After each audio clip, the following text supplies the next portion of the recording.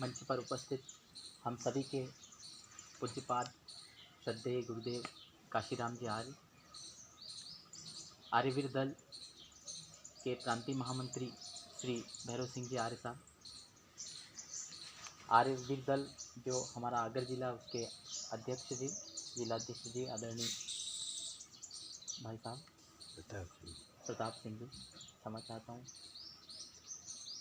और राजेश जी, गुरु जी, और अलग अलग गाँव से यहाँ पधारे हुए सभी श्रद्धालु आर्यगण।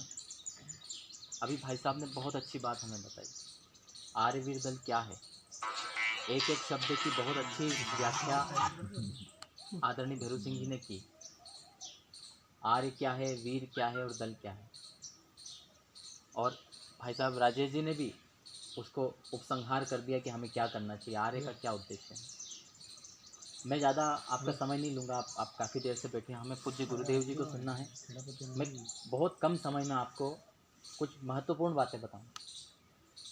सबसे पहली बात तो ये जो अभी भाई साहब ने हमें कही थी कि कुछ विषय दिए, उनने मुझे सोचने पे मजबूर कर दिया कि इन विषयों पे बोलना है, लेकिन मैं कुछ और सोच कर आया था कि जो वो उसी में मैं उनको भी इंक्लूड कर दूंगा। मुख्य रूप से आप सब थोड़ा सा एकाग्र हो जाइए थोड़ी देर के लिए, क्योंकि ये जो भाई साहब ने जो बातें बताई वो हम सब के लिए बहुत महत्वपूर्ण है, लेकिन जो मैं बताने जा रहा हूँ वो अभी वर्तमान समय के लिए बहुत ज़्यादा महत्वपूर्ण है। हम सब आज हम तो कोई पूछे आप कौन है तो हम कह देते हैं हम हिंदू हैं।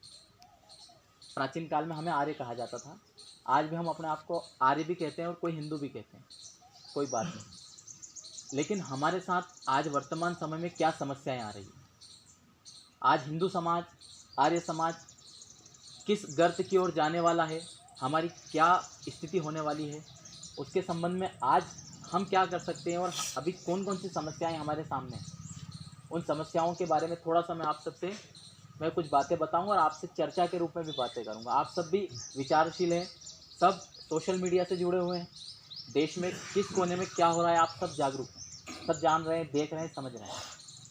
इसमें हमारा क्या दायित्व हो सकता है और हमारी उसमें क्या भूमिका रहे वर्तमान समय में, तो मैं आप ही से शुरुआत में कुछ चर्चा करना चाहता हूँ। आप ही में से कोई बताए कि अभी वर्तमान में आपके नज़र में कौन सी समस्या ऐसी है जो सबसे ज़्यादा आवश्यक है, जिसके बारे में विचार करें। आज देश के स्तर पर अगर हम सोचें तो ऐसी कौन सी समस्या है जो हमारे लिए सबसे ज़्यादा जरूरी, जिस पर हम काम करें। हाँ हाँ, इन्होंने बताया स्वदेशी वस्तुओं को स्वीकार करो और विदेशी वस्तुओं का बहिष्कार, ये भी एक है, लेकिन ये एक लंबी प्रक्रिया है, हम करते रहेंगे, चलते रहेंगे। चीनी वस्तुओं का बहिष्कार भी हम करेंगे, ठीक है, अच्छी बात है, लेकिन जो अभी हमारे देश में से पैदा होने वाली समस्या है, हम विदेशियों को तो रोक देंगे यदि हम जागरूक हो गए तो, लेकिन हमारे अपनों में से जो समस्याएं पैदा हो रही उसके संबंध में, हाँ, समाज का बंटवारा, हिंदू समाज का बंटवारा सबसे बड़ी बात है। आज सबसे गंभीर समस्या है कि आज हमारा जो समाज है देश में, आज हम 80%, 100 में से 80 जिधर होते हैं उसको क्या कहा जाता है कि वो बहुमत भी, क्या कहें, बहुमत से भी बड़ा बहुमत। लेकिन आज हम इतने होते हुए भी ना हम अपने मन चाहे देश में कार्यों को कर सकते हैं, ना हम हमारे धर्म का उद्धार कर सकते हैं, ना हम धर्म के लिए कुछ काम कर सकते हैं। अगर कोई धर्म का कार्य करने जाता तो उसको लोग कहते थे तो सांप्रदायिक है, तो हिंदूवादी है, ये तो हिंदूकरण करने जा रहा है। इस तरह की समस्या हमारे सामने आती है। अगर कोई संस्कृत का वाक्य, मान लो देश के कोई प्रधानमंत्री अगर संस्कृत में बात कर दे तो लोग कहने लग गए तो हिंदूकरण कर रहे हैं, ये तो देश का हिंदूकरण कर रहे हैं, भगवाकरण कर रहे हैं। इस तरह की समस्या हमारे देश में आज, ये शब्द क्यों बोले जाते हैं? जिस देश में बहुसंख्यक आप सब हो, फिर भी इस तरह की परिस्थिति में हम जी रहे हैं और पिछले कई वर्षों से जी रहे हैं, और अब धीरे धीरे तो हमारी जनसंख्या भी कम होती जा रही है। जब हम इतने होते हुए भी आज हम इस परिस्थिति का सामना कर रहे हैं, तो आप सोचो आने वाले 10, 20, 30 साल बाद हमारी क्या परिस्थिति होने वाली। उस समस्या को हमें समझना होगा। क्यों हम 80% होते हुए भी, 100 करोड़ होते हुए भी, 125 करोड़ होते हुए भी देश के कुछ 10, 20, 25, 30, 40 करोड़ लोगों से भय खाते हैं? क्या कारण है? एक बहुत अच्छा उदाहरण आया था, मैं आपको वो देना चाहता हूँ। एक आवासीय विद्यालय था, जहाँ पे सभी लोग वहाँ पर रहते थे। आपने पढ़ा होगा, ये सोशल मीडिया पे चला है काफ़ी कुछ, उसको जिन्होंने नहीं पढ़ा वो सुन लीजिए। एक आवासीय विद्यालय था, वहाँ पर क्या होता था कि प्रतिदिन भोजन बनता था, सभी खाते थे, और लोगों की जो मांग थी उसके आधार पर बनता था कि आज क्या बने, तो कहा कि आज हम यहाँ पर खिचड़ी बने, इस तरह का वहाँ पर निर्णय होता था। लेकिन वहाँ पे रोज़ खिचड़ी बनती थी। वहाँ के 100 में से 100 विद्यार्थी थे, उनमें से 80% विद्यार्थी अलग अलग चीज़ें चाहते थे, लेकिन 20% लोग जो थे वो खिचड़ी बनाना चाहते थे। उन 20% लोग वहाँ पर उन्होंने ऐसा व्यवस्था कर दी, एक लोकतंत्र व्यवस्था स्थापित कर दी कि यहाँ पे वोटिंग करा लो, क्या बनवाना है सब हाथ खड़े कर दो। वो हाथ खड़े कर देते थे, और जो अधिक जो लोग कहते थे वो वहाँ पर बनता था। तो रोज़ खिचड़ी बनती थी, क्योंकि 20 लोग जो थे वो खिचड़ी के लिए हाथ खड़े करते थे, और 80% जो लोग थे उनमें से 18 तो पराठे के लिए हाथ खड़े करते थे, 17 पूड़ी के लिए हाथ खड़े करते थे, 15 हलवा बनाओ इसके लिए हाथ खड़े करते थे, और 19 जने बोले आज तो कोई और पकवान जो भी बनते अलग अलग, मालपुआ बनाओ, इस तरह से अलग अलग लोग मांगते थे। लेकिन जीत किसकी होती थी? उन 20 जनों की। वो 20 जने कहते थे खिचड़ी बनो, तो खिचड़ी वहाँ पे बनती। 80% लोग मिल करके उनके मनपसंद का खाना नहीं खा सकते थे, और 20% लोग रोज वो खाते थे और दूसरों को भी खाना पड़ता था। आप समझ रहे हैं मैं क्या कह रहा हूँ? वो सब बटे हुए थे 80 लोग। अगर वो सब बैठ करके विषय कर लेते यार आज अपन खिचड़ी, आज हम पूरी बनवा लेते हैं सभी मिलके, कल हम हलवा बना लेते हैं, तो सभी की पूरी हो जाती है कि नहीं? इच्छाएं हो सकती थी। लेकिन उन सब ने अलग अलग अपनी अपनी इच्छा, नहीं हमको तो पूरी खानी है, नहीं हमको तो पराठे खाने, हमको तो हलवा खाना है। इस तरह से बटे रहने के कारण वो कभी भी हलवा भी नहीं खा सकते, पूड़ी भी नहीं खा सकते, कुछ भी नहीं खा सकते। उनको मजबूरन में वो खिचड़ी खानी पड़ रही, जो कुछ लोगों की पसंद है। आज हमारे देश में भी ये हो रहा है, हम मजबूरन उन बातों को सहन करना पड़ रहा है हमको जो हम नहीं चाहते। भाई साहब ने एक विषय दिया था, आर्य के बारे में ये कहा जाता है कि आर्य बाहर से आए, हिंदू कौन है? विदेशी है। या इस देश में धड़ल्ले से कुछ लोग प्रचार करेंगे तुम तो विदेशी हो। मुसलमान का है कि विदेशी, ईसाई अंग्रेज का है कि विदेशी, तुम पहले विदेशी होगे, हिंदू पहले विदेशी है। ये कहाँ से चल गया इस देश में? ये वही कारण है। 20 लोग कह रहे कि तुम विदेशी हो, और 80 लोग कह रहे कि नहीं नहीं हम राजपूत हैं, नहीं हम तो बनिया हैं, हम गुज्जर हैं, हाँ हम सोंधिया ठाकुर हैं, बोले नहीं हम तो खाती हैं, पटेल हैं, बोले नहीं हम चौधरी हैं। ये हैं वो 80% लोग। इस कारण से ना अपनी चौधराहट वहाँ पे स्थापित कर पा रहे हैं, ना अपना ठाकुरपना दिखा पा रहे हैं, कुछ भी नहीं कर पा रहे। क्यों? क्योंकि वो 20% लोग इकट्ठे होकर के एक ही बात कह रहे हैं, और हम 80% लोग बिखरे हुए अलग अलग तरह से बात कर रहे हैं। हम सब जातियों में बटे हुए हैं। आज की सबसे बड़ी समस्या यही है। मैं ये नहीं कह रहा हूँ कि आप अपनी जाति छोड़ दो, गुरुजी ने भी कहा था, अभी भाई साहब ने भी कहा था कि हम सब क्या हैं, हम बस इतना पहचान लें कि हम क्या हैं, आर्य हैं, हम हिंदू हैं, इतना सा विचार कर लें। हिंदू नाम तो हमारा बाद में आया, पर ठीक है, आज के परिप्रेक्ष्य में अगर कोई व्यक्ति अपने आप को हिंदू कह रहा है, कोई अपने आप को अगर किसी जाति से भी जोड़ रहा है, तो भी उसके मन में ये भाव होना चाहिए कि हम सब क्या हैं, एक ही हैं, हम आर्य हैं, हम यहाँ के मूल निवासी हैं। ये विचार हम सबके मन में आना चाहिए। और केवल यही संस्था है जो हम सबको एक दूसरे को समीप लाती है और सबको एक बनाती है। आज भी यहाँ सब बैठे, हम सब अलग अलग जाति के लोग बैठे होंगे। मैं तो जाति कहना पसंद नहीं करता हूँ शब्द को, इसलिए मैंने भाई साहब के बीच में बोला था कि वंश, ये हमारे वंश हैं भाई, हमारे पिता, उनके पिता से ये जो चले आ रही पीढ़ी, ये हमारा वंश है। उसका नाम कुछ भी हो सकता है, जो समय के साथ नाम हो गया किसी मान लो सिसोदिया एक वंश था, गुहिल एक वंश था, उनसे गुहिलोत हो गए, गहलोत हो गए, गुज्जर प्रांत के होने के कारण गुज्जर समाज हो गए। ये तो हमारे नाम समय पे पड़े ना। इसके पहले हमारा क्या नाम था? हम सबका क्या नाम था? वही तो नाम था। अभी जो भाई साहब ने कहा कि हम सबका प्राचीन नाम क्या था? आर्य था। भाई राम जी को हम भी मानते हैं, वो भी मानते हैं, राजपूत भी मानते हैं, गुज्जर भी मानते हैं, बनिया भी मानते, सब मानते हैं। राम जी हमारे पूर्वज थे, ये सब मानते हैं। भाई राम जी जब आर्य थे तो हम भी उनकी संतान आर्य है ना। भाई हो सकता है कि अब हमारे वंश बढ़ गए, आपस में नाम अलग अलग हो गए, ठीक है कोई बात नहीं, लेकिन हमारे मन में एक धारणा, एक सूत्र तो बन जाए कि हम सब क्या हैं, वही प्राचीन ऋषि मुनियों की, उन प्राचीन महापुरुषों की संतानें, हम आर्य हैं। ये भाव हमारे अंदर अगर आ गया, हम सब एक हैं, चाहे हम हिंदू नाम से कहेंगे हम सब एक हैं, चाहे हम आर्य नाम से कहें। अभी की परिस्थिति कह रहा हूँ, मुख्य रूप से तो हमारा नाम आर्य, हिंदू नाम कभी रहा ही नहीं हमारा। आप अगर इतिहास उठा के देखें, हमारे किसी पुस्तक में हिंदू नहीं। और इसी बात का फायदा उठाकर वे लोग कहते हैं कि हिंदू तो धर्म ही नहीं है। कहते हैं आपके सामने मुंह उठा के कहते हैं हिंदू कोई धर्म ही नहीं है। एक कम्युनिस्ट ने कह दिया, आचार्य जी, गुरु जी, कि इस देश का सबसे बड़ा धर्म अगर कोई है तो इस्लाम धर्म है। मुसलमान धर्म इस देश का सबसे बड़ा धर्म है। और वो सोशल मीडिया पर खुले मंच से कह रहा है। क्यों कह रहा है वो? क्योंकि हमने अपने धर्म को नहीं पहचाना। हम क्या समझ रहे हैं कि हम कहते थे कि हमारा धर्म कौन सा, तो बोलो हमारा धर्म हिंदू है। तो कहते कहाँ लिखा हिंदू? तुम्हारी गीता में बताओ हिंदू कहाँ लिखा, रामायण में बताओ कहाँ लिखा हिंदू, वेदों में बताओ कहाँ लिखा हिंदू। तो हम फिर वहाँ चुप बैठ जाते। वो कहते हिंदू कोई धर्म ही नहीं। फिर वो कहते थे कि वहाँ न्यायालय में कहा था कि हिंदू एक जीवन पद्धति है हमारी। ठीक है भैया, इस देश में अलग अलग तरह से लोग रहते आ रहे हैं, अलग अलग विचारों के साथ में रह रहे हैं, ये एक पद्धति हमारी हिंदू पद्धति। लेकिन वो कह रहे ये धर्म नहीं। भाई क्यों धर्म नहीं?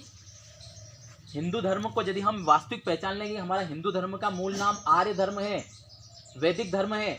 जब हम ये कहेंगे कि ये तो नाम आज हो गया, हमारा असली नाम तो वैदिक धर्म है, बोलो कौन सा धर्म बड़ा देश में, तो वो चुप होंगे। यदि हम अपनी संस्कृति को पहचानेंगे, जो भाई साहब ने कहा, अगर हमारे सिद्धांतों को हम पहचान लेंगे कि हम कहाँ से चले थे और कहाँ पहुँच रहे हैं, अगर हमें हमारा इतिहास पता है, तो हम वास्तव में उस चीज़ को समझ पाएंगे। ये जो बहुत बड़ी बात भाई साहब ने कही कि समाज का बंटवारा जो हो रहा है, इसका कारण क्या है? हम यहाँ बैठे, हम कोई नहीं चाहते कि हम अलग अलग जाति के होते हुए हम ये नहीं कहेंगे हम लड़ें आपस में। कभी लड़े क्या? नहीं लड़ते हैं। फिर क्या स्थिति बन रही है कि समाज में विभाजन हो रहा है। हम सब रह रहे हैं आज एक ही समाज, एक ही गांव में गुजर समाज के भी रह रहे, सिंधिया समाज के भी रह रहे, खाती समाज के, सब समाज के रह रहे, आपस में मिलजुल कर रह रहे। हिंदू भाव है हम सब में, हम सबका आर्य जो भाव है वो है थोड़ा बहुत बना हुआ। लेकिन हमारे अपने भाइयों को तोड़ने का काम कौन कर रहे हैं, उस विषय में थोड़ा सा मैं आपको अवगत कराना चाहता हूँ। आज हमारे देश में एक बहुत बड़ा षड्यंत्र उस समय से चल रहा है, जब देश में आंदोलन खड़े हुए थे ना, देश को बचाने के, आज़ादी के, सबसे बड़ा आंदोलन जो आर्य समाज ऋषि दयानंद जी ने खड़ा किया था। आरएसएस जो बाद में खड़ा हुआ था, आरएसएस से 50 साल पहले से आर्य समाज संगठन समाज के उद्धार और समाज को जगाने का और राष्ट्रीय भावना पैदा करने का काम कर रहा है। आप इतिहास उठा के देख सकते हैं, आप थोड़ा सा भी इतिहास पढ़े हो तो आपको पता होगा। उस समय जब अंग्रेजों का शासन था और इस अंग्रेजों के शासन में आर्य समाज संस्था काम कर रही थी राष्ट्र के लिए, धर्म के लिए, कि हम सब एक हैं। ये जातियां तो लोगों ने बना ली, जाति हमारी कोई सी नहीं है। हमारे शास्त्र कहते हैं कि जाति हमारी कौन सी है? मनुष्य जाति है। और मनुष्यों में हम कौन है? आर्य हैं। दो तरह के मनुष्य होते हैं, आर्य होते हैं और एक दुष्ट होते हैं। अभी जो भाई साहब ने बताया, दो तरह के लोग। तो हमारी जाति कौन सी है? आर्य जाति है या मनुष्य जाति है। और ये जो बाद में जाति है जिसका नाम, ये तो वंश है हमारे, इतना हमको याद रहना चाहिए। वंश होने चाहिए, कोई दिक्कत नहीं, हमारा वंश आगे बढ़े ये भी होना चाहिए, कोई भाव नहीं। लेकिन हम सब आपस में एक दूसरे को साथ में लेके चलें तो हमारा समाज अच्छा बना रहेगा। दूसरी बात, इस हमारे समाज को, हमारे धर्म को तोड़ने का काम कौन कर रहे हैं? विदेशियों के पैसे पे पलने वाले हमारे देश के गद्दार लोग। और वो कौन है? वो हमारे अपने में से ही है। मेरी जाति का एक व्यक्ति है, आप में से किसी के जाति का एक व्यक्ति होगा वो, लेकिन हम उसको क्या, वो उसके क्या विचार हो गए? राम हमारे नहीं, राम ने तो ये किया था, राम को हम मानेंगे नहीं, हम तो रावण की संतान है। इसलिए उसने नाम क्या धर लिया? चंद्रशेखर रावण। क्या सुना हुआ नाम? नाम क्या रख लिया? रावण है। हम महिषासुर की औलाद हैं, हम बलि की औलाद हैं। जोड़ रहे हैं आचार्य जी, गुरु जी, बलाई समाज को कैसे जोड़ेंगे? बलि के संतान है। बलि जो राक्षसों का था, उसमें रावण से जोड़ रहे हैं, महिषासुर से जोड़ रहे हैं अपने आप को, जबकि कोई नहीं था। सब सनातन को मानते, उनके बाप दादा राम राम बोलते आ रहे हैं। लेकिन वो आज क्या कह रहे हैं कि राम हमारे नहीं। क्यों कह रहे हैं? क्योंकि उनके सामने दुष्प्रचार किया जा रहा है। वो बेचारे जो, जिनको आज समाज में दलित नाम से कहा जा रहा है। दलित कोई जाति नहीं होती, दलित एक स्थिति होती। कोई व्यक्ति समाज में अगर पिछड़ गया है तो उसको कहते हैं पिछड़े लोग हैं, पिछड़ा वर्ग है, इनके साथ इनका दलन हुआ इसलिए दलित है। भाई हुआ है, उनको दला गया, उनके साथ अन्याय हुआ है। वो कोई भी हो सकते हैं, हम भी हो सकते हैं। और आदरणीय योगी जी ने तो एक बार हनुमान जी को कह दिया था कि वो कितने बड़े दलित थे, उनका भी दलन हुआ, ऐसा कह दिया था ना उन्होंने। दलित कोई जाति नहीं है, हम में से जिसका दलन हुआ किसी, हाँ भाई, इस भारत के सभी हिंदू आज दलित है। क्यों है? क्योंकि हम सबका दलन हुआ और आज भी हो रहा है। हम सबको विदेशी ताकतें और आज देश के कुछ कम्युनिस्ट लोग और कुछ ईसाई मुस्लिम लोग हम सबको प्रताड़ित किए जा रहे हैं। राम मंदिर नहीं बनने देंगे। क्यों भैया, क्यों नहीं बना? हम कहीं अमेरिका में या मक्का मदीना में बनाने थोड़ी जा रहे हैं। भाई जहाँ राम जी पैदा हुए, जहाँ हनुमान जी जिनका जहाँ स्थान है, वहाँ पे अगर नहीं बनाने दें, ये दलन नहीं है क्या हमारा? ये प्रताड़ना नहीं है क्या? वो तो आप सबने संगठित होकर आज ताकत दिखाई, तो आज आपका काम हो रहा है। इसी से समझ लो कि अगर हम संगठित हो गए तो हमारा काम इस देश में होगा। और हम कुछ नहीं चाहते, हम किसी भी विश्व का विनाश नहीं चाहते, हम किसी दुनिया का या किसी समाज को नष्ट करना नहीं चाहते। हम तो चाहते हैं सब प्रेम से रहो। हमारा धर्म क्या कहता है? सर्वे भवन्तु सुखिनः, सब सुखी रहे। हम तो, हमारा तो वेद ही कहता है मित्रस्याम चक्षुषाम सर्वाणि मित्राणि समीक्षे। हम सभी को किस भाव से देखें? मित्र की भाव से देखें। हर मातृवत परदारेषु, हम दूसरे की स्त्री को माता के समान, ये तो हमारे सिद्धांत है, हमारे सिद्धांत है। हम सबको समान लेकर के चलना चाहते हैं। तो इस धर्म का अगर विकास होता तो क्या विश्व का कोई नुकसान होगा? लेकिन अगर उस जिसको धर्म कहा जा रहा है आज, संप्रदाय जिनको हम कहते हैं या जिनको हम मजहब कहते हैं, उनका आज विकास हो रहा, तो वो क्या चाहते हैं? जिहाद, हमारे सिवा कोई नहीं रहना चाहिए, और रहे तो हमारे जैसा बन के रहे, नहीं तो नहीं रहेंगे तो मारेंगे। ये उनके स्पष्ट उनके मुद्दे हैं। हम भले ही सोचे कि नहीं यार कुछ नहीं होता, सब वो तो उनके वहाँ करते रहते, लेकिन आज आप समझ लो, पूरे देश की स्थिति को देख लो। आज़ादी के समय कहते कि हम तो सब साथ में लेके लड़े थे, हिंदू मुसलमानों ने आज़ादी पाई है। ये आपको केवल बेवकूफ़ बनाया जा रहा है। हम पढ़ते नहीं ना, इसलिए हमारी सबसे बड़ी कमी क्या है? स्वाध्याय नहीं करते हम। भाई साहब ने भी कहा था कि मुकेश तो बहुत स्वाध्याय कर, भाई मैं नहीं, आर्य समाज में जो भी आता है वो स्वाध्याय करता है, और जो स्वाध्याय नहीं करता वो अपनी संस्कृति को नहीं समझ सकता, अपने धर्म को नहीं समझ सकता, अपने इतिहास को नहीं समझ सकता। अगर हम थोड़ा सा पढ़े तो हम अपने इतिहास को समझ सकते। क्या हुआ था आज़ादी के समय? क्यों ये कहते हैं कि हमने भी लड़ा था आज़ादी के लिए? किसने लड़ा था भाई? आप मुझे 5 नाम गिना दो जिन्हें आज़ादी के लिए लड़े ले। एक लड़ा था जिसका हम नाम लेते हैं भैया, अशफाक उल्लाह खां, बहुत अच्छे महान पुरुष थे, हम सम्मान करते हैं। क्यों लड़े थे? क्योंकि आर्य समाजी राम प्रसाद बिस्मिल उनके दोस्त थे। राम प्रसाद बिस्मिल आर्य समाजी थे, उनके दोस्त थे, और आर्य समाजी का दोस्त होने से राष्ट्रीय भावना थी, इसलिए वो देश के लिए लड़े। तो बहुत सारे मुसलमान जो इससे जुड़े हैं, आर्य समाज से जुड़े, वो आज भी राष्ट्रवादी है। भाई बहुत सारे मुसलमानों को हिंदू बना रहे हो आज भी, बहुत सारे अभी गुरुजी ने एक उदाहरण दिया था, महेंद्रपाल आर्य जी हैं, स्वामी सत्यपति जी हैं। एक गुरुजी आपने क्या नाम बताया अभी रास्ते में आगर में कार्यक्रम? सुमन जी, डॉक्टर सुमन, वो मुसलमान थे। महमूद क्या नाम था उनका? मोहम्मद, तो आनंद सुमन उनका नाम था। तो वो जो आर्य समाज से जुड़ गए, जो मुसलमान, उन्होंने अपना सारा जो पंथ थे सब छोड़ दिया और सच्चे आर्य बन गए, और आज वो ज्योति जला के चल रहे धर्म की। हमसे ज्यादा काम कर रहे वो, हम नहीं कर रहे इतना काम वो कर रहे। अब देखो सोशल मीडिया, महेंद्रपाल आर्य मुसलमान थे, इमाम थे, और आज सबसे ज्यादा मुसलमानों को हिंदू बनाने का काम वो कर रहे। हम कुछ ही नहीं कर रहे, हम तो बस अपने काम से काम कर रहे हैं। तो कहने का मतलब, जो आर्य समाज से अगर कोई शत्रु भी जुड़ जाएगा तो वो भी आपका देशभक्त बन जाएगा, आपका अपना बन जाएगा और आपके लिए काम करेगा। इसलिए हम सबको पूरी ताकत के साथ आर्य समाज का, आर्यविद दल का प्रचार प्रसार करना चाहिए, लोगों को इससे जोड़ना चाहिए। दुश्मन भी आपके अपने बन जाते हैं, भाई बनकर, और आपसे ज्यादा काम करते धर्म के लिए, इससे जुड़ करके। और ये जो लोग कट्टर हैं, जो लोग कहते हैं कि हमने भी आज़ादी में लड़ा था और हमने भी आज़ादी पाई है साथ मिलकर, वो कौन लोग हैं? मैं आपको एक इतिहास थोड़ा सा बता देता हूँ, आप भले ही रिसर्च करना, उस पर सर्च कर लेना। नहीं, आजकल तो सबके हाथ में है हथियार, उस हथियार से सर्च कर लेना, सब मिल जाएगा। आज़ादी के पहले क्या घटनाएं चल रही थी हमारे देश में? ये जो गाना गाती है ना, वो जो कहते हैं कि हमारा खून भी शामिल है, हमारा खून भी शामिल है देश की मिट्टी में, किसी के बाप का हिंदुस्तान थोड़ी, कहते हैं ना। ये वो रावत इंदौरी मर गया था, वो कहता था। भाई कैसे कह रहे हो? किसको बेवकूफ बना रहे हो? बेटा नेपाल सिंह भोजन करने जाए। इतिहास अगर हम पढ़ेंगे तो पता चलेगा आज़ादी के पहले क्या हो रहा था हमारे देश में। थोड़ा सा आप केवल 100 साल का इतिहास पढ़ लो मेरे भाइयों। मैं हर जगह जहाँ जाता हूँ वो कहता हूँ, केवल अपना सन 1900 से लेकर 2000 तक का इतिहास पढ़ लो, बस। ज़्यादा पढ़ने की जरूरत नहीं, हमारा प्राचीन इतिहास है, उसको हम पढ़ते रहेंगे। लेकिन आज की अगर आवश्यकता है तो हमें केवल हमारे 100 साल के इतिहास को अच्छी तरह पढ़नी चाहिए। क्या क्या घटनाएं घटी उस समय? एक आंदोलन चल रहा था देश में क्रांतिकारियों का, वो देश के लिए प्राण दे रहे थे, भगत सिंह, चंद्रशेखर आजाद, जो देश के लिए लड़ रहे थे। एक उनका इतिहास, उसी इतिहास को हमको थोड़ा सा पढ़ाया। हमको क्या पढ़ा दिया? महात्मा गांधी जी ने इतना बड़ा आंदोलन किया कि जिसने देश की आज़ादी दे दी हमें, आज़ादी बिना खड़क बिना धार, ये हमको पढ़ा दिया और हमने मान भी लिया। लेकिन इतिहास क्या था? सच्चा इतिहास ये था भाइयों, उस समय जो क्रांतिकारी जो काम कर रहे थे वो कुछ तो आर्य समाज से मिलकर करके कर रहे थे। आरएसएस तो 1925 में बना, उसके पहले से जो क्रांतिकारी जुड़े वो सब इतिहास उठा के देख लेना, आर्य समाज से जुड़े हुए थे। लाला लाजपत राय आर्य समाज के बहुत बड़े विद्वान थे और उनसे शिक्षा पाकर भगत सिंह ने राष्ट्रभक्ति सीखी थी। चंद्रशेखर आजाद बनारस में रहते थे, आर्य समाज के गुरुकुल में पढ़ते थे जहाँ पे संस्कृत सिखाई जाती थी। वीर सावरकर जो कहते हैं कि भारत में अगर ऋषि दयानंद ना आते तो आज हम सब मुसलमान होते। और वो कहते हैं कि हिंदुओं की ठंडी नसों में उष्ण रक्त का संचार अगर किसी ने किया तो सत्यार्थ प्रकाश ने किया है, ऋषि दयानंद का लिखा होगा नहीं।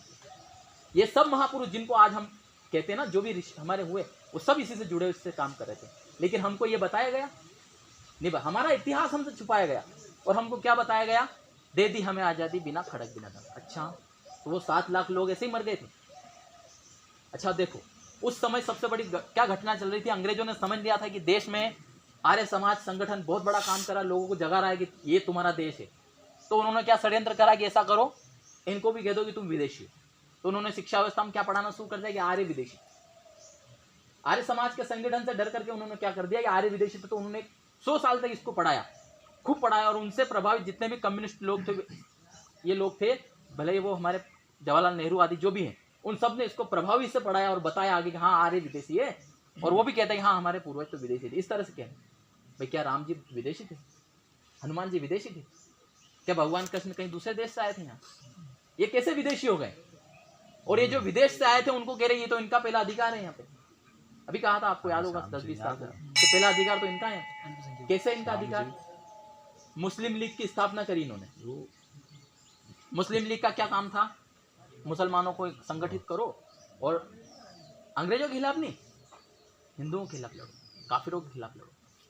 और उन्होंने मुस्लिम लीग की स्थापना करी। और मुस्लिम लीग और एक दक्षिण में MIM जो आज भी चलती है, ओवैसी की जो पार्टी है, मजलिस इत्तेहादुल मुसलमीन, आपने पढ़ा होगा ना उसके बारे में। वो हैदराबाद की जो पार्टी, वो उस समय हिंदुओं को मारने का काम कर रही थी। भले आप इतिहास पढ़ लेना। ये लोग स्पष्ट कहते थे कि हम यहाँ से खत्म कर देंगे। सरदार पटेल से जाके कह दिया उसने कि हमारे हैदराबाद को हिंदुस्तान में मत मिला लेना, तो हम सब हिंदुओं को कत्ल कर देंगे। ये लोग इस तरह की भाषा बोलते थे, आज भी बोल रहे हैं, बस हमको बताया नहीं जाता। वो गुप्त तरीके से कर रहे, पहले खुले कर रहे थे। क्यों कर रहे हैं? आज़ादी के समय, भाई साहब थोड़ा ध्यान देना इस विषय पे। आज़ादी के समय क्या हुआ? 1945 से पहले 1941 और उसके पहले जाएं हम तो देश में विभाजन की रूपरेखा तैयार की किसने? इकबाल, जिसने वो तराना गाया ना कि सारे जहां से अच्छा हिंदुस्तान हमारा, वो कह रहा है कि पाकिस्तान बनना चाहिए। एक छात्र ने विदेश से बैठकर कहा पाकिस्तान बनना चाहिए। जिन्ना ने उस बात को बहुत जोर शोर नहीं, हम मुसलमानों के लिए अलग देश चाहिए। अंग्रेज इस देश से भगाएंगे तो फिर इस देश का किसका राज रहेगा? बोले हमारा रहना चाहिए, क्योंकि हम पहले से राजा थे यहाँ पे, मुसलमान राजा थे और हिंदू यहाँ के गुलाम थे, तो ऐसा ही रहना चाहिए। तो उन्होंने कहा नहीं, यहाँ पे लोकतंत्र रहेगा, सब समान रूप से रहेंगे। ये बात हमारे नेताओं ने कही, तो लेकिन नहीं, फिर हमें अलग देश दो।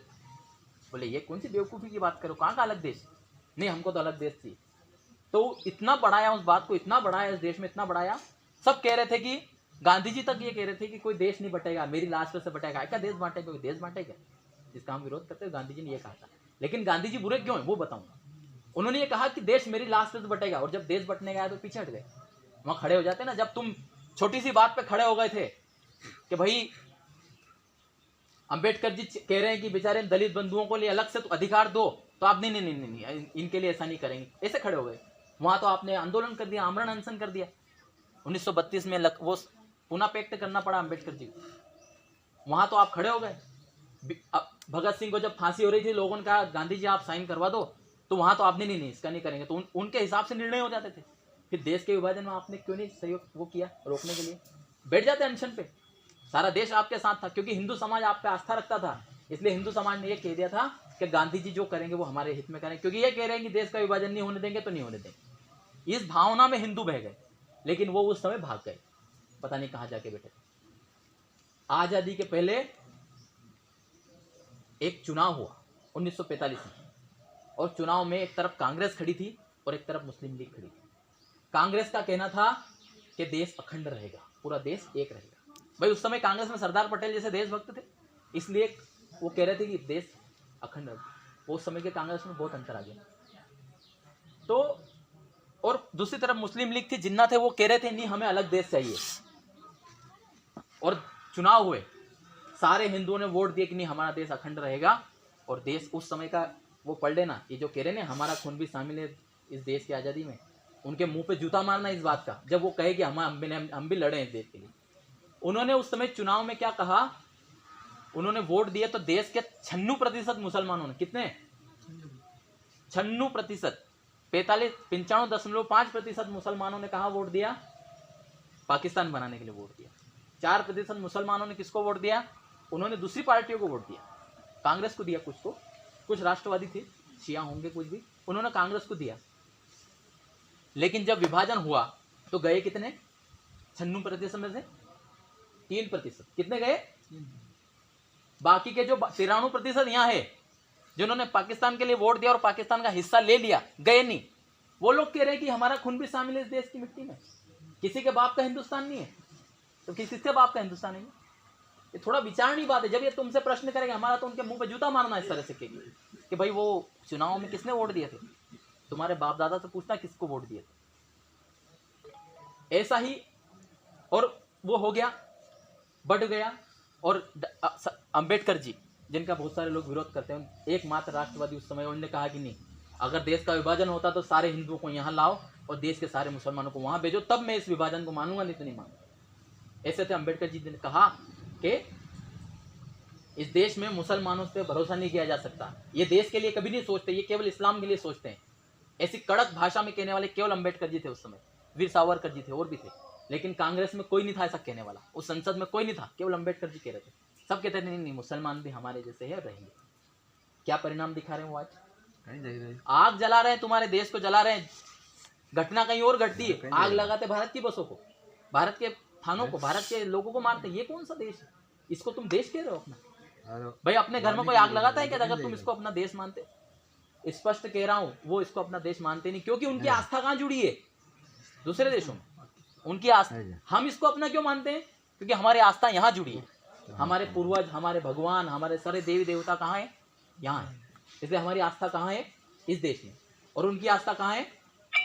किसी के मक्का मदीना में है तो किसी की वेटिकन सिटी में, ईसाइयों की। और इन कम्युनिस्टों की, जो हमारे हिंदू समाज से बट करके कम्युनिस्ट हो रहे हैं, जिनको आज अलग अलग शब्दों से कोई अम्बेडकरवादी कहता है, कोई बाम सेफ कहता है, कोई अलग अलग, ये जो आज समाज में विद्वेष फैला रहे हैं। मुसलमान इतनी ताकत से नहीं कह रहा है कि हिंदुओं के खिलाफ, वो ज्यादा हिंदुओं के खिलाफ बोल रहे हैं। क्यों बोल रहे हैं? क्योंकि उनको बरगलाया जा रहा है, उनको गलत इतिहास पढ़ाया जा रहा है। उनको कह रहे हैं कि अंबेडकर जी ने कहा था, अंबेडकर जी ने कहा था कि हम हिंदुओं का विरोधी हैं, हम हिंदू धर्म के नहीं है। भाई अंबेडकर जी अगर चाहते तो मुसलमान बन जाते। अगर उनको हिंदू धर्म से इतनी नफरत थी तो मुसलमान बन जाते, ईसाई बन जाते। पर कहाँ बने? वो हिंदू समाज की एक शाखा बौद्ध बन गए। भाई गौतम बुद्ध भी तो आए थे, हमारे पूर्वज थे। गौतम बुद्ध कहीं विदेश से थोड़ी आए थे। डॉक्टर अंबेडकर जी ने स्पष्ट कहा था कि आर्य यहीं के निवासी हैं, और ये जो शूद्र दलित ये भी आर्य हैं। उनकी पुस्तकें पढ़ लेना भाई। लेकिन उनके अनुयायी क्या कह रहे हैं आज? कि आर्य तो विदेशी हैं। भाई तो अंबेडकर जी को कहाँ मान रहे हो? तो अंबेडकर जी के खिलाफ चल रहे हो। अंबेडकर जी को तो हम मान रहे हैं। अगर तुम कहो कि अंबेडकर जी ने ऐसा कहा था, अगर अंबेडकर जी को आदर्श मान के चलो तो उनके अनुसार चलो ना, उनके खिलाफ क्यों चल रहे हो? तो ये प्रश्न उठाने चाहिए हमें। हम ये प्रश्न नहीं जानते, जानकारी नहीं रखते, इसलिए हम उनकी बातों को सही मान लेते हैं। उन्होंने कहा अम्बेडकर जी, तो हम भी अम्बेडकर जी का विरोध करते हैं, अम्बेडकर जी को गाली देते हैं, अम्बेडकर जी के फोटो को गलत तरह से बताते हैं। ये कर रहे हैं हम। भाई हमको पढ़ना चाहिए। तो एक ये विषय हो गया। मैंने जो वर्तमान परिदृश्य है उसको मैं थोड़ा सा आपको बताया। एक और छोटी सी बात, अब मैं अपनी बात को समाप्ति कर रहा हूँ, अंतिम बात। ये हमारे देश की परिस्थिति, इसको हमें समझना और इससे हम किस तरह से बचें। यदि हम स्वाध्याय करेंगे, यदि हम अपने धर्म का आचरण करेंगे। एक सुक्ति चलती है, आप सबने सुना होगा, धर्मो रक्षति रक्षित। किस किसने सुना है? धर्मो रक्षति रक्षित। धर्म की रक्षा करोगे तो रक्षा होगी, नहीं? लेकिन ये भी हमने अधूरी सुनी है, पूरी नहीं सुनी। पूरी सुक्ति ये है, धर्म एव हतो हन्ति, धर्मो रक्षति रक्षित। धर्म एव हतो हन्ति। अगर धर्म को मार दिया हमने तो वो धर्म हमें मार देगा, और धर्म की हमने रक्षा की तो वो धर्म हमारी रक्षा करे। ये इसका पूरा। हम हिंदुओं ने क्या किया, हम आर्यों ने क्या किया? अपने धर्म को मार दिया। हम अपने धर्म पे चल ही नहीं रहे। कौन चल रहा है अपने धर्म पे? गुरु जी इनने कहा कि चोटी रखनी चाहिए, तो अरे कौन चोटी रखे, कौन जनेऊ धारण करे, कौन मंदिर में आए, कौन यज्ञ करे, कौन संध्या करे? ये धर्म था तुम्हारा, ये धर्म तुमने छोड़ दिया। धर्म ने तुमने धर्म को मार दिया तो धर्म तुमको मार देगा। ये सनातन के सिद्धांत है। इसलिए सनातन धर्म के सिद्धांत पे चलो, अपने धर्म की रक्षा करो। अपने धर्म की रक्षा होगी धर्म के पालन करने से। हम धर्म का पालन ही नहीं कर रहे। अगर हम धर्म का पालन करेंगे तो कोई ताकत तुम्हें नहीं हरा सकती। भाई उस समय भी तो विदेशियों के आक्रमण होते थे। भाई अभी से थोड़ी आक्रमण होने लगे। जब पुष्यमित्र शुंग था, जब हमारे देश में वीर विक्रमादित्य थे, उस समय भी विदेशियों के आक्रमण होते थे। चंद्रगुप्त मौर्य थे, आचार्य चाणक्य थे, उस समय तो इससे भी भीषण आक्रमण होते थे। बर्बर जातियों के आक्रमण होते थे। बर्बर जातियां, हूण, कुषाण, ये जो हूण जाति, शक जाति जो चीन से और इधर यूनान से इधर से आती थी, वो इतने बर्बर थे कि वो काट के खा जाते थे लोगों को, इतने बर्बर थे। ये मुसलमान क्या उनकी बराबरी करेंगे? इनसे भी ज्यादा बर्बर जातियां थी, लेकिन उनका सामना किया हमारे देश के उन वीरों ने। क्यों? क्योंकि उन्होंने धर्म का पालन किया था। वो गुरु मान के चलते थे। गुरु कहता था कि युद्ध करना है तो युद्ध करते थे, गुरु के अनुसार चलते थे। और गुरु कौन? ये नहीं बाबा जी बना के बैठ गए, उनके नहीं अभी तो मुहूर्त नहीं है। सनातन धर्म के गुरु, जो जैसे चाणक्य ने कहा कि चंद्रगुप्त ये विदेशियों के आक्रमण हो रहे हैं, हमें इनसे अपने देश की रक्षा करनी है। चंद्रगुप्त ने सेना इकट्ठा, तुम जैसे युवाओं को इकट्ठा किया, 4-5 हुए, 10 हुए, 15 हुए, इस गांव गए उस गांव, ऐसे इकट्ठे हुए और उन्होंने उन सब संगठन करके उन विदेशियों का, युवाओं ने, कोई सेना नहीं थी वो, युवा उनसे सेना बनाई उसने। एक व्यक्ति से इतना बड़ा राष्ट्र खड़ा कर दिया आचार्य चाणक्य ने, क्योंकि वो धर्म का पालन करते थे, सनातन धर्म के थे। एक था चंद्रगुप्त केवल, उनके पास और कोई दूसरा नहीं था। उस एक चंद्रगुप्त से उन्होंने इतनी बड़ा विशाल अखंड भारत बना दिया था उस समय। क्यों? उस एक व्यक्ति ने क्या कर दिया? ऐसा धर्म का पालन किया। हम सबको भी धर्म का पालन करना पड़ेगा। और धर्म क्या है? कोई हिंदू धर्म, कोई इस्लाम धर्म, मुसलमान, ये धर्म नहीं है। धर्म है हमारे कर्तव्य। हम अगर भारत के वीर है तो हमारा कर्तव्य है कि देश के लिए अपने प्राण लगाएं। हमारा कर्तव्य है कि अपने माता पिता की सेवा करें। हमारा कर्तव्य है कि अपने पूर्वजों का सम्मान करें, उनके बताए हुए रास्ते पे चलें। ये तो धर्म है। और ये धर्म कहाँ बताया? हमारे शास्त्रों में बताया। परम पिता परमात्मा ने सृष्टि का निर्माण करके हमें धर्म की शिक्षा दी, वेद में दी। वेद का जो धर्म चला आ रहा, उसी पे हमारे सारे पूर्वज चल रहे थे। इसलिए भगवान राम जैसे वो हुए, जिनको आज भी हम भगवान मानते हैं। हनुमान जी हुए, जिनका आज भी हम मंदिर बनाते हैं और उनको पूजते हैं। ये धर्म पे चलने वाले थे, वेदों पे चलने वाले थे। लेकिन हम धर्म और वेदों को छोड़ दिया। इसलिए हमारा ये पतन है कि आज 20% लोग हम पे राज कर रहे हैं। उनके हिसाब से हमको जीना पड़ रहा है। और अभी परिस्थिति ये है भाइयों, ये नहीं कि खाली भारत का विभाजन कर दिया, पाकिस्तान बन गया, हो गया काम, अब हिंदुस्तान बचा है। तुम्हारे हिंदुस्तान को भी धीरे धीरे खोखला कर रहे हैं। तुम्हारे जिले, पहले वो इकट्ठा होकर लड़ते थे और इकट्ठा करते थे, अब उन्होंने षड्यंत्र के धीरे धीरे पहले तो हिंदुओं को फूट डाल दो, जय भीम के नाम पर लड़ाओ। और जय भीम और जय मीम कहते तो जय भीम है, लेकिन उनके सरदार कौन होते? मुसलमान। अभी आपने देखा हो फेसबुक पे, मैंने भी शेयर किया था, महाराष्ट्र का भीम आर्मी का सबसे बड़ा प्रमुख कौन है? प्रदेश अध्यक्ष सिद्दीकी, कोई मुसलमान। ये मुसलमान लोग हमारे हिंदुओं के नाम से फेसबुक पर आईडी बना करके प्रचार करते हैं और हम आपस में लड़ते हैं। हमें इन सब चीजों से हटना है और जागरूक होना है। और अपने भाइयों को जो ये जिनको हम कहते हैं ये तो दलित हैं, ये वो हैं, नहीं, वो तुम्हारे अपने भाई हैं, तुम्हारे अपने प्राण हैं। उनको दूर मत करो अपने से। भाई हम भी तो दलित हैं। वेद तो कहता है कि हम तो जन्म से शूद्र हैं। जन्म से शूद्र होते, फिर संस्कार होते तो हम ब्राह्मण क्षत्रिय वैश्य बनते हैं। जातियां तो कोई होती नहीं, ये वर्ण होते थे हमारे। तो भाई हम सब एक हैं कि नहीं है? तो हम उनको अलग नहीं करें, अपनाएं। ये हमारी गलती है कि हम उनको अपने से अलग समझने लग गए। इसको महर्षि दयानंद जी ने आके हटाया। हमें भी उनके रास्ते पे चल के हमको उसको आगे बढ़ाना, उनको अलग नहीं, उनको अपनाना है। और उनको कैसे अपनाना मैंने बताया नहीं। जिनकी श्रद्धा अंबेडकर जी में है, उनको अंबेडकर जी की सच्चाई बताओ। हम अंबेडकर जी, उनकी श्रद्धा अंबेडकर जी, तो हम अंबेडकर जी का विरोध करने चल दिए। अंबेडकर जी ने कभी भी राष्ट्र के विरुद्ध बात नहीं कही।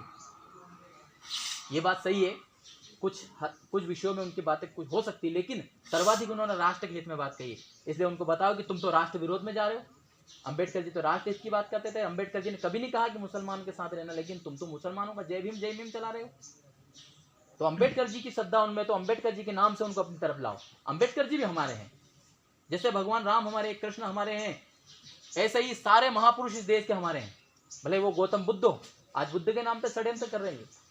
गौतम बुद्ध का चित्र लगा लेते और आपको गाली देते राम को। भाई गौतम बुद्ध भी तो हमारे वो थे, पूर्वज आर्य ही तो थे। भाई विचारों में मतभेद तो हमेशा से रहा है, कहीं में रह सकता है, लेकिन सनातन में तो हम आएंगे तो हम सब ठीक हो जाएंगे। इसलिए अगर हम इस देश को बचाने का कोई एक ही उपाय है तो वो क्या है? सनातन धर्म, आर्य समाज। हमें सबको पढ़ना चाहिए, अध्ययन करना चाहिए, सच्चाई पे जाना चाहिए। मैंने अपनी बात पूरी की, आप सबने बड़े धैर्य से इसको सुना, आप सबका बहुत बहुत धन्यवाद। इन विषयों में आपको और जानकारी चाहिए, और भी विषयों में जैसे प्रश्न उठते हैं, शंका होती है, तो उस विषय में आपको शंका समाधान या कुछ करना, जो मैंने समझा है वो आपको बताऊंगा। तो आप सब मेरे नंबर लिख लीजिए, उस नंबर पर जो व्हाट्सएप चलाते हैं वो व्हाट्सएप पे अपना नाम और वो लिख के भेज देना मुझे व्हाट्सएप पे, तो मैं भी आपके नाम सेव कर लूँगा, आपका नाम और आपके गांव का नाम मेरे को लिख के भेज देना। नंबर लिख लो, मोबाइल निकाल लो, 1 मिनट लगेगा, क्योंकि फिर अलग अलग हम देते हैं तो कुछ छूट जाते हैं। एक साथ में सभी कर लेंगे तो हम सबके पास नंबर रहेंगे, और जब भी कैसी कोई बात हो, प्रश्न हो, जैसे अभी एक भाई साहब ने प्रश्न किया था, वो यहीं पे, वो प्रश्न बड़ा गंभीर है। उन्होंने कहा था कि आप थोड़ा सा वहाँ पे बता देना, तो मैं उस विषय को भी थोड़ा सा गुरुजी 1 मिनट में ले लेता हूँ। आप नंबर लिख लो पहले, 9977 48 15 49, 9977 48 15 49 हो गया। 9977 48 15 49 मुकेश आर्य कानड़ के नाम से सेव कर लेना। और जब भी कोई बात हो, प्रश्न हो, तो मेरे से जो पढ़ेगा वो मैं आपका समाधान करूंगा, नहीं होगा तो मैं उसमें पढ़ के कुछ कोशिश करूंगा, है ना, कुछ ना कुछ तो बता दूंगा। तो एक प्रश्न उठाया उन्होंने, अभी एक बात कही थी यहाँ कि आप वहाँ पे जरूर कह देना, सबको पता चल जाए, क्योंकि आज दिन भी वही है, 14 से ना, आज 14 से, हाँ, उसमें क्या माना जाता है, 1 मिनट में बता रहा हूँ। उसमें ये माना जाता है कि कोई अगर हमारे कोई भाई बंधु की किसी हत्या हो गई या किसी प्रकार से कोई एक्सीडेंट में मर गए, कुछ होते, तो उनका कुछ, उनकी आत्माएं भटकती रहती हैं, वो आत्माएं भटकती रहती है और दुख देती रहती है, तो उनका ये करना पड़ता है, करो, कोई दिक्कत नहीं। लेकिन वास्तव में धर्म क्या कहता है इसमें, शास्त्र क्या कहते हैं? हम लोगों की बात माने कि शास्त्र की माने, बताओ? हमारे पूर्वज ऋषि मुनि की बात माने कि आजकल के लोग जो कहते हैं उसकी माने? बेचारे ये पढ़ते नहीं, अध्ययन नहीं करते, इसलिए वो जो कहते हैं वो हम सही मान लेते हैं। मैं कहता हूं कि हमारे शास्त्रों को पढ़ो, शास्त्र क्या कहते हैं? शास्त्र के हिसाब से बताया कि संसार में केवल 3 तत्व है। उस पर विषय में गुरुजी हमको स्पष्ट बताएंगे, आत्मा, परमात्मा, प्रकृति। मैं केवल आत्मा पे थोड़ा सा लेता हूँ। आत्मा कौन है? आप और हम जो बैठे ना इस शरीर के अंदर, जो इस शरीर का संचालन करती है, शरीर से चलती है, सुख दुख भोगती है, वो आत्मा है। वो क्या करती है? शरीर में रहती है, कर्म करती है, कर्म के अनुसार अगला शरीर मिलता है। हम जैसे कर्म करते हैं वैसे हमको शरीर मिलते रहते हैं। तो जब हमें ये शरीर मिला तो हमारे पिछले जन्मों के शरीर कर्मों से ही मिला है। जब हमारी मृत्यु होती है किसी भी कारण से, चाहे उम्र पूरी होने पर हो या बीच में मृत्यु हो जाए, तो हमारी आत्मा क्या होती है? इस शरीर से निकालती है। वो स्वयं नहीं निकल सकती, परमात्मा उसको निकालते हैं और अगले उसके कर्म के अनुसार अगले शरीरों में भेज देते हैं। इस बीच में आत्मा भटकती नहीं है। परमात्मा इस संसार का सबसे बड़ा नियामक है, वो नियंता है, वो सारी व्यवस्था करता है, तो उसको पता है कि किसको कहाँ भेजना है, किसके क्या कर्म है। जिसकी मृत्यु होती है उसके कर्म के अनुसार उसको आगे शरीर मिल जाता है। 3 स्थितियाँ होती है, एक तो सीधा शरीर मिल जाता है, दूसरी स्थिति ये होती है कि वो बिना शरीर के रहती है संसार में, जिसको लोग कहते हैं भटकती। वो भटकती नहीं है, वो रहती है बिना शरीर के, लेकिन उसको ज्ञान नहीं होता है कि मैं हूँ। आत्मा का स्वरूप ही ऐसा है कि उसको अल्पज्ञ। आत्मा कभी भी बिना साधनों के कुछ नहीं कर सकती। जैसे अभी हम शरीर के साधन से जी रहे हैं, देख रहे हैं, ध्यान देना इस विषय पे, समझ में आएगा। अभी हम इस शरीर के माध्यम से देख रहे हैं, सुन रहे हैं, कर रहे हैं, आत्मा तो है। लेकिन अगर मान लो मेरी दोनों आंखें फूट जाए, आत्मा तो है अंदर। आत्मा होते हुए भी आंखें ना होने पे क्या देख पाऊंगा मैं? ये भौतिक साधन, अगर आंखें नहीं हुई तो मैं देख पाऊंगा? आत्मा तो है पर मैं देख नहीं पाऊंगा, मेरा हाथ कट जाए तो आत्मा होते भी ये हाथ काम यहाँ है नहीं, कुछ साधन नहीं, तो मैं कुछ पकड़ पाऊंगा, कर पाऊंगा क्या? ऐसे ही पूरे शरीर को हटा दो, आत्मा है, शरीर नहीं है, साधन नहीं, तो आत्मा कुछ कर पाएगी क्या? जब एक आंख के नहीं होने पे देख नहीं पाते, हाथ के नहीं होने पे कर सकते, तो बिना शरीर के आत्मा कुछ नहीं कर सकती। ये जो कहते हैं कि आत्मा भटकती और दुख देती, ये भ्रम है। आत्मा को परमात्मा अगला शरीर देता है, और जब तक उसके कर्म के अनुसार शरीर स्थापित नहीं होता, जैसे मान लो कि किसी व्यक्ति को कहीं